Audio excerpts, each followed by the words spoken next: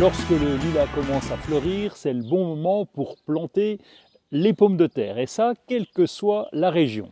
Même si les tubercules de pommes de terre sont en vente depuis le mois de janvier ou février dans les points de vente spécialisés, il est préférable d'attendre que le sol et la température se réchauffent avant de planter. Quelle que soit la variété, alors tardive avec 120 jours de culture, semi-tardive avec 90 jours de culture ou précoce qui demande environ 70 jours en terre, eh bien le principe de plantation reste identique. On peut planter de façon traditionnelle, en rang, dans un sol bien meuble. On va faire une tranchée de 10 cm de profondeur et planter les tubercules. Le germe vers le haut, environ tous les 40-50 cm. On va ensuite refermer le rang de façon à faire une petite butte de terre. Si vous n'avez pas de jardin, juste un balcon ou une terrasse et que vous voulez quand même planter des pommes de terre, eh bien il y a une autre technique.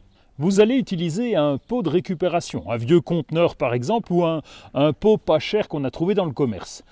On va le percer avec une scie cloche pour faire des trous à mi-hauteur. Vous allez ensuite remplir de terreau et vous placerez les tubercules au niveau des trous, pour que les tiges puissent sortir. On va continuer ensuite d'emplir en terreau en prenant soin de placer un morceau de toile de jute pour éviter que le terreau ne s'écoule par le petit trou. Et je continue de remplir en terreau la totalité du pot. Au sommet, là aussi je vais installer des tubercules. Ils seront enterrés d'environ 5 cm. On va recouvrir ensuite de paillage et arroser régulièrement pendant la saison. Évidemment, ces pommes de terre en pot produiront sans doute un petit peu moins que celles en pleine terre, mais au moins, ça permet d'avoir des pommes de terre même sur la terrasse. Une autre solution plus cool encore, c'est la culture sous paillis qui peut se faire avec du compost ou de la paille ou même un paillage. Vous ameublissez d'abord le sol, vous disposez les plants tous les 30-40 cm, simplement posés sur le sol. Bon, si vous voulez, vous pouvez les enterrer légèrement. Vous allez les couvrir d'une couche d'environ 15-20 cm d'épaisseur de compost, même si ce compost n'est pas tout à fait mûr.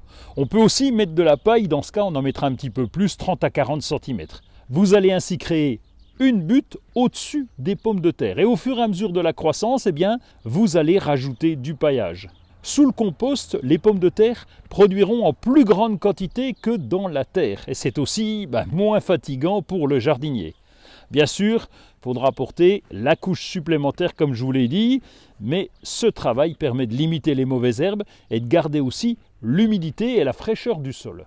Quel que soit le mode de culture que vous aurez choisi, il faut suivre ces pommes de terre au fur et à mesure de leur croissance. Pailler, arroser, désherber un petit peu. Et oui, le chemin est encore long pour arriver jusqu'aux frites.